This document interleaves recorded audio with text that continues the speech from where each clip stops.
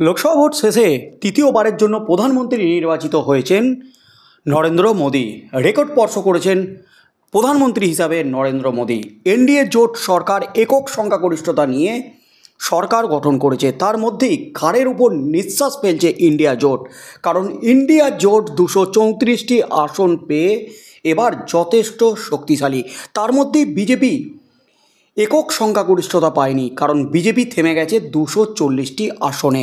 এর আগের দুটি লোকসভা নির্বাচনের দিকে লক্ষ্য করলে দেখা যাবে 2014 এবং 2019 সালে বিজেপি একাই কিন্তু একক সংখ্যাগরিষ্ঠতা লাভ করেছিল, ম্যাজিক ফিগার পার করেছিল। কিন্তু এবার 400 আসনের লক্ষ্যমাত্রা রাখলেও 240-এ থেমে যেতে হয়েছে। আর প্রধানমন্ত্রী নরেন্দ্র মোদী তিনি কিন্তু লোকসভা নির্বাচনের আগেই ঘোষণা করেছিলেন এবার তার দল ক্ষমতায় এলে, তিনি প্রধানমন্ত্রী হলে দুর্নীতির বিরুদ্ধে আগামী 6 মাসের জন্য গোটা দেশকে পুরো কাঁপাবেন, দুর্নীতিবাজদের বিরুদ্ধে কড়া অ্যাকশন নেবেন এবং ধরে ধরে তাদের জেলে পুরবেন। তার মধ্যেই কিন্তু বিজেপি তথা প্রধানমন্ত্রী নরেন্দ্র মোদী অমিত শাহের লক্ষ্য ছিল বাংলার দিকে। বাংলার জন্য 30টি আসনের টার্গেট রেখেছিল বিজেপি, কিন্তু 30টি আসনের টার্গেট রাখলেও তৃণমূল কংগ্রেস পেয়েছে 29টি আসন। ফল কিন্তু একেবারে উল্টে গেছে। বাংলায় বিজেপির ব্যাপক ভরাডুবি হয়েছে। বিভিন্ন দুর্নীতি ইস্যু থেকে শুরু করে সন্দেশখালিতে নারী নির্যাতন ইস্যু প্রভাব ফেলতে পারেনি তৃণমূলের ভোট ব্যাংকে। জোরদার প্রচার চালিয়েছিল এই দুর্নীতি এবং সন্দেশখালি ইস্যু, নারী নির্যাতনকে হাতিয়ার করে বিজেপি নেতৃত্ব। তার মধ্যেই লোকসভা ভোটের পর চোপড়া কাণ্ড নিয়ে রীতিমতো উত্তাল রাজ্য রাজনীতি, কারণ চোপড়ায় বিবাহ বহির্ভূত সম্পর্কের জেরে এক মহিলাকে রাস্তায় ফেলে বেধড়ক মার তৃণমূল নেতা তাজিমুলের ওরফে জেসিবির। আর জেসিবি গ্রেপ্তার হওয়ার পর থেকেই তার বিরুদ্ধে একের পর এক বিস্ফোরক তথ্য সামনে আসছে। কেউ কেউ সন্দেশখালী শাহজাহানের সাথে তুলনা করছেন এই জেসিবিকে। আর এবার কিন্তু লোকসভায় অধিবেশনে একেবারে তোলপাড় ফেলে দিলেন প্রধানমন্ত্রী নরেন্দ্র মোদী। বাংলাকে চাঁচা ছোলা ভাষায় বেনজিরভাবে আক্রমণ করলেন নারী নির্যাতন এবং বিভিন্ন দুর্নীতি ইস্যু নিয়ে। যা পদক্ষেপ নিলেন, যা বললেন প্রধানমন্ত্রী নরেন্দ্র মোদী, তাতেই কিন্তু নতুন করে হইচই পড়ে গেল একেবারে রাজ্য রাজনীতিতে। প্রধানমন্ত্রী নরেন্দ্র মোদী উত্তরবঙ্গে এক মহিলাকে প্রকাশ্যে মারধরের ঘটনায় নীরবতা বজায় রাখার জন্য রাজ্যসভায় বিরোধী দলগুলির সমালোচনা করেন। তিনি বলেন, নির্বাচনী রাজনীতি উদ্বেগের বিষয়। সংসদে যৌথ অধিবেশনে রাষ্ট্রপতি দ্রৌপদী মুর্মুর দেওয়া ভাষণে ধন্যবাদ প্রস্তাবের উপর উচ্চকক্ষে আলোচনার জবাবে মোদী বলেন যে মহিলাদের প্রতি অত্যাচারের বিষয়ে বিরোধীদের বাছাই করা মনোভাব খুবই উদ্বেগজনক। আমি পশ্চিমবঙ্গে সোশ্যাল মিডিয়ায় ভিডিও দেখেছি যেখানে একজন মহিলাকে নৃশংসভাবে মারধর করা হচ্ছে, এমনকি বরিষ্ঠ নেতারাও এই বিষয়ে একটি শব্দ খরচ করেননি। ঘটনার উল্লেখ করে প্রধানমন্ত্রী মোদী বলেন, যখন এই ধরনের স্পর্শকাতর বিষয়ে রাজনীতি হয় তখন নারীরা সবচেয়ে বেশি ক্ষতিগ্রস্ত হয়। এই স্বেচ্ছাচারী মনোভাব খুবই বেদনাদায়ক। আমি কোনো রাজ্যের বিরুদ্ধে কথা বলছি না, কিন্তু কিছুক্ষণ আগে আমি বাংলার কিছু ছবি দেখছিলাম। মহিলাকে রাস্তায় ফেলে প্রকাশ্যে বেধড়ক মারধর করা হচ্ছে, সেখানে দাঁড়িয়ে থাকা লোকজন তাকে সাহায্য করতে আসছে না, ভিডিও করছে। সন্দেশখালির ঘটনার কথা ফের স্মরণ করিয়ে দিলেন প্রধানমন্ত্রী নরেন্দ্র মোদী এবং তিনি বললেন, যাদের কথা শুনে আসছি তাদের কোথাও কষ্টটা দেখা যায় না। এর চেয়ে বড় বিব্রতকর চিত্র আর কি হতে পারে? যারা নিজেদের প্রগতিশীল নারী নেত্রী বলে মনে করেন তারা মুখ বন্ধ করে বসে আছেন, কারণ ঘটনাটি তাদের রাজনৈতিক কেরিয়ার বা রাজ্যের সাথে সম্পর্কিত। তিনি আরও বলেন, আমি মনে করি যখন এই ধরনের মহান ব্যক্তিরা এই ধরনের জিনিসগুলিকে উপেক্ষা করেন তখন মহিলারা সবচেয়ে বেশি আঘাত পান। আর প্রকাশ্যে প্রধানমন্ত্রী নরেন্দ্র মোদী সংসদে দাঁড়িয়ে তৃণমূল কংগ্রেসকে নিয়ে এই সমালোচনা কটাক্ষ ছুঁড়ে দিতেই কিন্তু রীতিমতো কাটা ঘায়ে নুনের ছিটে দেওয়ার মতো অবস্থা তৃণমূল কংগ্রেসের। একেবারে বিস্ফোরণ ঘটল সংসদের অন্দরে, ঝড় তোলার চেষ্টা করে দিল তৃণমূলের সাংসদরা। এবার তৃণমূল সাংসদদের, তৃণমূল নেতৃত্বের যা দাবি প্রধানমন্ত্রী নরেন্দ্র মোদীর এই বক্তব্য নিয়ে, তাতেই কিন্তু হইচই পড়ে গেল একেবারে দিল্লিতে। প্রধানমন্ত্রী নরেন্দ্র মোদীর বাংলার সম্পর্কে বক্তব্য মুছে দেওয়ার দাবিতে রাজ্যসভার চেয়ারম্যান এবং মহাসচিবকে চিঠি দিল তৃণমূল। রাষ্ট্রপতির ভাষণের উপর ধন্যবাদ জ্ঞাপনে জবাবি ভাষণ দেন প্রধানমন্ত্রী মোদী।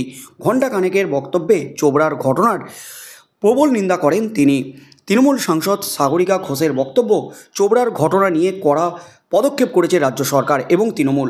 চোপড়া নিয়ে প্রধানমন্ত্রীর বক্তব্য রেকর্ড থেকে মুছে দেওয়ার দাবি করেছেন তিনি। রাজ্যসভায় প্রধানমন্ত্রী মোদী বলেন, বাংলায় একজন মহিলাকে রাস্তায় ফেলে মারধর করা হচ্ছে। ওই মহিলা নিজেকে বাঁচানোর জন্য চিৎকার করলেও তাকে উদ্ধার করতে কেউ এগিয়ে আসেননি, বরং প্রত্যেকেই ভিডিও করছিলেন। পাশাপাশি সন্দেশখালির প্রসঙ্গ তুলে তিনি বলেছেন, সন্দেশখালিতে যা হয়েছে তা মানুষের সহ্যের বাইরে। সমস্ত ঘটনায় বিবৃতি দেয়া প্রবীণ রাজনীতিকরা এই ঘটনায় নীরব কেন? সেখানকার বোনদের জন্য প্রবীণ রাজনীতিবিদরা কোনো সমবেদনা প্রকাশ করেননি, কারণ এই ঘটনাটি তাদের রাজনৈতিক ভবিষ্যতের সঙ্গে যুক্ত। চিঠিতে প্রধানমন্ত্রীর এই দুই বক্তব্যের উল্লেখ করেছেন সাগরিকা ঘোষ। চিঠিতে তিনি জানিয়েছেন, চোপড়ার ঘটনায় দোষীদের গ্রেপ্তার করা হয়েছে, ঘটনা তদন্ত করছে রাজ্য পুলিশ এবং দোষীকে সাজা দেওয়া হবে। মহিলা ঘটিত অপরাধের ঘটনা বরদাস্ত করে না বাংলার সরকার এবং আইন কোনো রকম পক্ষপাত না করে নিজের পথে চলে।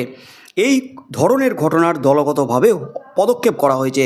সন্দেশখালি নিয়ে প্রধানমন্ত্রীর বক্তব্যে বিরোধিতা করে চিঠিতে সাগরিকা ঘোষ উল্লেখ করেছেন, এই ঘটনা বাংলার মানুষকে অসম্মান করতে বিজেপির তৈরি একটি ঘৃণ্য চক্রান্ত ছাড়া আর কিছুই নয়। অসহায় মহিলাদের টাকার বিনিময়ে ধর্ষণের অভিযোগ করানো হয়েছিল এবং মিথ্যা রটনা ভিডিও প্রকাশ করা হয়েছে। সংবাদ মাধ্যমের একাংশ সেই চক্রান্তে যুক্ত হয়েছিল, যদিও ডিজিটাল মাধ্যম আসল সত্য প্রকাশ করে দিয়েছে এবং সন্দেশখালির ঘটনা বিজেপি ধাক্কা খেয়েছে। সন্দেশখালি এবং বাংলার মানুষ বিজেপিকে যোগ্য জবাব দিয়েছে এবং বিজেপি নির্বাচনে পরাজিত হয়েছে। তিনি চিঠিতে আরও লিখেছেন, প্রধানমন্ত্রী মোদী যা বলেছেন তা অর্ধেক চিত্র, পুরোটা নয়। সাগরিকার দাবি, নিজের সাংবিধানিক পদকে কাজে লাগিয়ে মানুষকে ভুল বোঝানো উচিত নয় প্রধানমন্ত্রীর। এদিকে প্রধানমন্ত্রীর ভাষণের মধ্যে নিজের বক্তব্য রাখার চেষ্টা করেন বিরোধী দলনেতা মল্লিকার্জুন খার্গে, যদিও তাকে বলতে না দেওয়ায় প্রবল বিক্ষোভ করতে থাকেন ইন্ডিয়া জোটের সদস্যরা। বিরোধী দলনেতাকে বলতে দেওয়ার দাবিতে স্লোগান দিতে থাকেন তারা, যদিও কোনো কর্ণপাত না করে বিরোধীদের নিজেদের আসনে ফিরে যাওয়ার নির্দেশ দেন চেয়ারম্যান জগদীপ ধনখড়। বিরোধী দলনেতাকে বক্তব্য রাখতে না দেওয়ার প্রতিবাদে রাজ্যসভা থেকে ওয়াকআউট করে বিরোধীরা। অন্যান্য বিরোধী দলের সঙ্গে ওয়াকআউট করে বিজেডিও।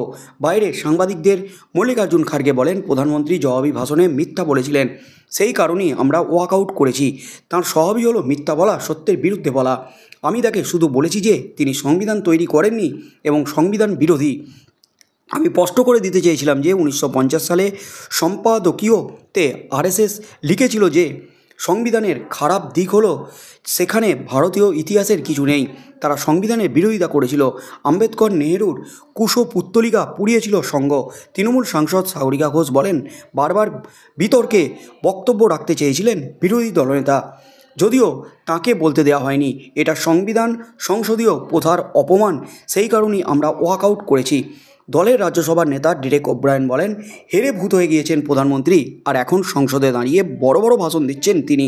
খেলা শেষ। এই মুহূর্তের সবচেয়ে বড় খবর, একেবারে তৃণমূল কংগ্রেসকে নিশানা করে নারী নির্যাতন এবং চোপড়ার যে ঘটনা, তৃণমূল নেতা জেসিবি চোপড়ায় যে কাণ্ড করিয়েছেন সেই নিয়ে কিন্তু তুলোধনা করলেন রীতিমতো এবং প্রবীণ রাজনীতিবিদদের খোঁচা দিলেন প্রধানমন্ত্রী নরেন্দ্র মোদী। এবার কি অ্যাকশন শুরু করবে কেন্দ্রীয় সরকার? যে দাবিটা উঠে গেছে চোপড়ার ঘটনার পর থেকে 355 ধারার দাবি উঠেছে। রাজ্যে আইন শৃঙ্খলা নিয়ে প্রশ্ন তুলে দিয়েছেন রাজ্যপাল এবং রাজ্যে বিরোধী দলনেতা, বিরোধীদের তরফ থেকে এই প্রশ্ন তোলা হয়েছে। বিরোধী দলনেতা শুভেন্দু অধিকারী তিনি রাজ্যপালের কাছে 355 ধারার দাবি রেখেছেন যাতে কেন্দ্রীয় শাসন জারি করা হয় এবং তিনি স্পষ্ট করেছেন যে নির্বাচিত সরকার 2026 সাল পর্যন্তই থাকুক, মুখ্যমন্ত্রী হিসাবে মমতা ব্যানার্জি 2026 সাল পর্যন্তই থাকুক, কিন্তু আইন শৃঙ্খলা কেন্দ্র তাদের নিজেদের হাতে নিক, কেন্দ্র হস্তক্ষেপ করুক, এমনই কিন্তু দাবি রেখেছেন শুভেন্দু অধিকারী। আর তারপর নারী নির্যাতন নিয়ে প্রধানমন্ত্রীর এই বক্তব্যে কিন্তু রীতিমতো ঝড় উঠে গেল সংসদের অন্দরে। তার প্রতিবাদ জানালেন তৃণমূলের সাংসদ সাগরিকা ঘোষ। তাই আগামী দিনে এই নিয়ে কী হতে চলেছে, কেন্দ্র কী পদক্ষেপ নেয় এবং রাজ্য সরকার তৃণমূল সাংসদরা কিভাবে এর বিরোধিতা করেন, সেদিকে চোখ থাকবে গোটা রাজ্যের।